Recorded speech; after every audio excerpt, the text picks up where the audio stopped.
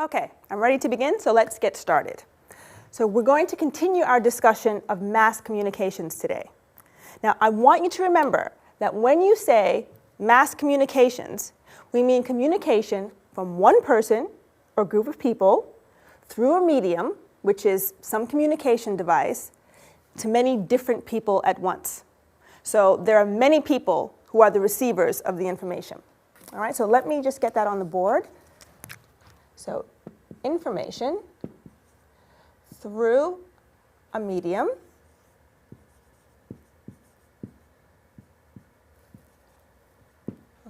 to many. Now today, we'll look at how mass communication has changed over the centuries. Okay? We'll be looking at three major changes, revolutions really, in the history of mass communication. Now, the first communication revolution was the development of phonetic writing. So,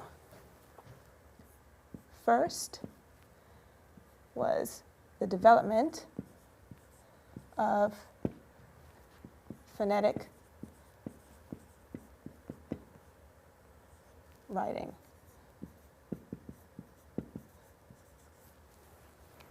All right, now this occurred 3,000 years ago. So it's 3,000 years ago. All right, now the development of phonetic writing meant that writing moved away from using pictographs.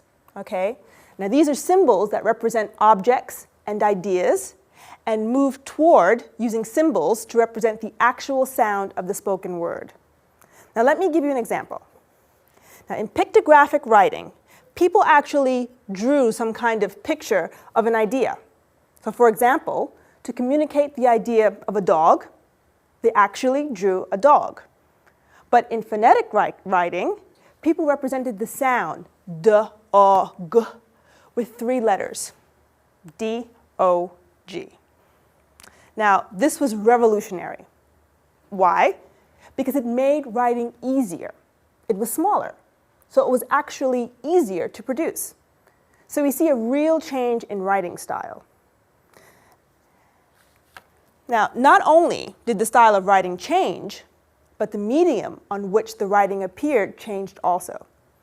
Pictographic writing was done on heavy clay tablets, tablets that were so heavy that they really weren't portable. But around the same time that phonetic writing developed, a new medium was invented, papyrus. Now, papyrus was a type of paper made from a grass plant. Now, you can imagine that this paper was much lighter than clay. So this combination of a lightweight medium, papyrus, and phonetic writing made information more portable, so it could reach a bigger audience. Now, it also made it easier and cheaper to store the information. So, information became more portable and storable.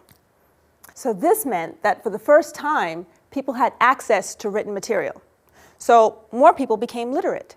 All right? That is, they learned to read and write, which led to wider communication. So people in different societies could convey information to people in other parts of the world. So you see, this was really the beginning of mass communication. One group or one person could now communicate with many people. So as societies grew more literate, this resulted in a demand for materials for people to read. So do you get the picture? All right? Because at this point, we're ready to look at the next change. The bigger population of readers created the second communications revolution, and that's printing. So the second is printing.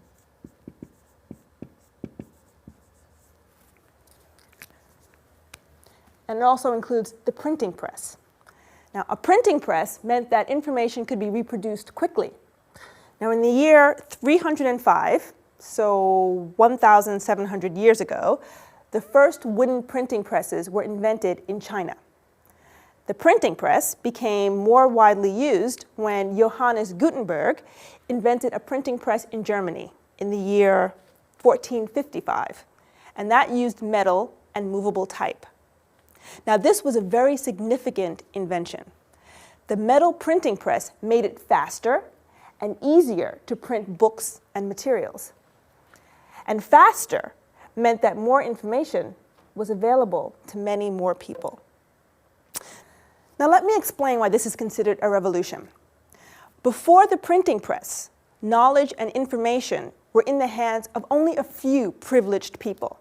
Okay? A scholar who wanted to know some specific thing or get some specific information had to travel to the place where the information was kept. But once information could be copied easily with the printing press, the information itself could travel to people beyond the society that created it. Okay? And with the printing press, information was more accessible. So it was accessible to everyone. So you really see how big this revolution was.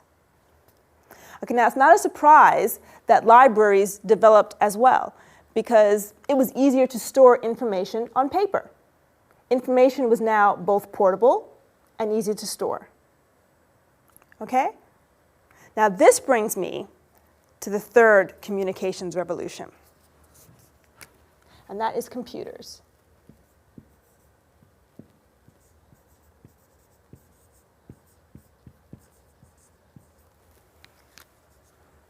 All right? Now we are all part of this revolution, which began in the 1950s, the computer revolution. Now computers have become the electronic storehouses and transmitters of large amounts of information that previously only existed in physical form. Okay? It was carved in stone or written on paper. Computer technology makes everything quicker and easier. Computers process, transmit, and store information much more efficiently than any previous system. Computers have changed the nature of mass communication. So to wrap up, you can see from these changes that there are three ideas that are key to mass communication. And let me just state them clearly. First, the ability to store information. Second, the ability to transport information. And finally, having access to information. These are essential to mass communication. Okay? See you on Tuesday.